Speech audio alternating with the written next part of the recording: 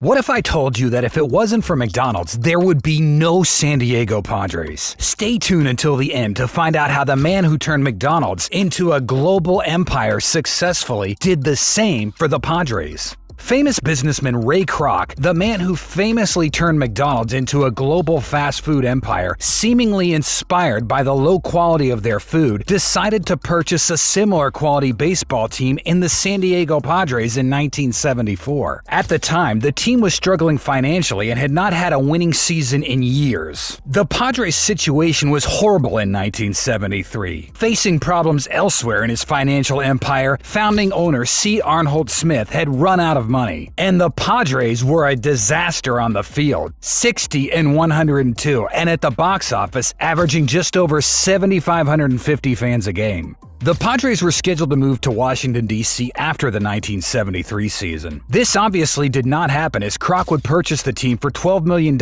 after a single lunch meeting with the former owner of the franchise. On the opening night of the 1974 season, Kroc scheduled time to address Padres fans during the 8th inning over San Diego Stadium's public address system. Just before he took the microphone, the Padres' Matty Alou was doubled off first on a foul pop-out because he forgot how many were out. The Padres were trailing 9-2 at the time. Seconds after starting to speak, an angered Kroc abruptly veered from the script and said, "Fans, I suffer with you. I've never seen such stupid ball playing in my life." As the crowd erupted into cheers, a streaker took off running across the outfield grass. "Get that streaker out of here," Kroc screamed into the open microphone. "Throw him in jail." This admittedly hilarious sequence showed the fans something they'd never seen before, a passionate owner who actually cared about the quality of the team they put out for the fans. Although the Padres again went 60-102, attendance climbed 75.8% in 1974 as the Padres drew more than 1 million for the first time in their existence. Kroc's ownership marked a turning point for the team, which had previously struggled to attract fans and compete with other Major League Baseball teams.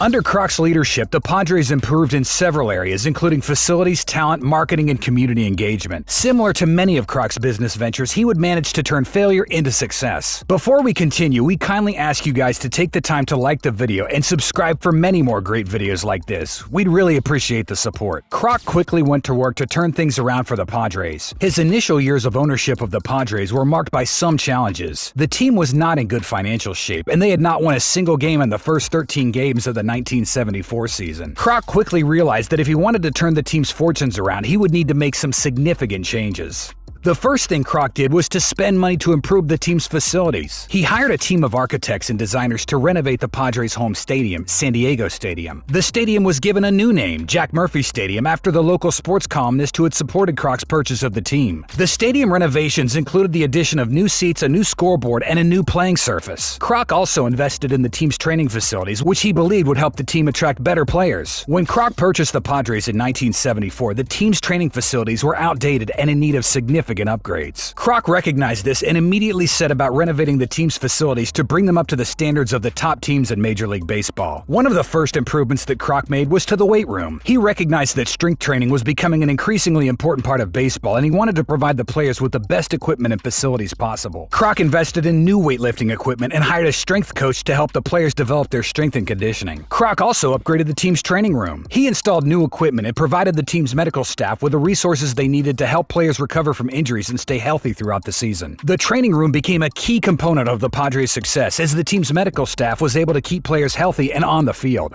Another significant change Kroc made was to hire new talent. He knew that the Padres had struggled in the past because they did not have a strong roster of players. Kroc brought in experienced coaches and managers who had a track record of success in the major leagues. He began by hiring Buzzy Bavasi as the team's general manager. Bavasi was a respected baseball executive who had previously worked for the Los Angeles Dodgers and was known for his ability to build winning teams. Bavasi, in turn, began to assemble a talented staff around him. He hired Dick Williams as the team's manager. Williams was a no-nonsense manager who had previously won 2 World Series titles with the Oakland Athletics. Williams brought a winning mentality to the Padres and helped to instill a sense of confidence in the team. Kroc and Bavasi also recognized the importance of having talented scouts to help identify and sign top talent. They hired a team of experienced scouts who were able to identify and sign players who would go on to become key contributors to the team's success. Kroc also recognized the importance of investing in the team's minor league system. He hired Bob Fontaine as the team's director of player development, tasking him with building a strong minor league system that would develop talented players for the major league team. Under Fontaine's leadership, the Padres were able to develop a number of talented players who would go on to have successful careers in the majors. In addition to hiring talented staff, Kroc also made the point of supporting his employees and giving them the resources they needed to succeed. He provided his staff with state-of-the-art training facilities, including a new weight room, training room, and practice facilities. He also invested in video equipment to help the coaches and players review game footage and make improvements. Overall, Ray Kroc's commitment to hiring talented staff and providing them with the resources they needed to success was a key factor in the Padres' turnaround.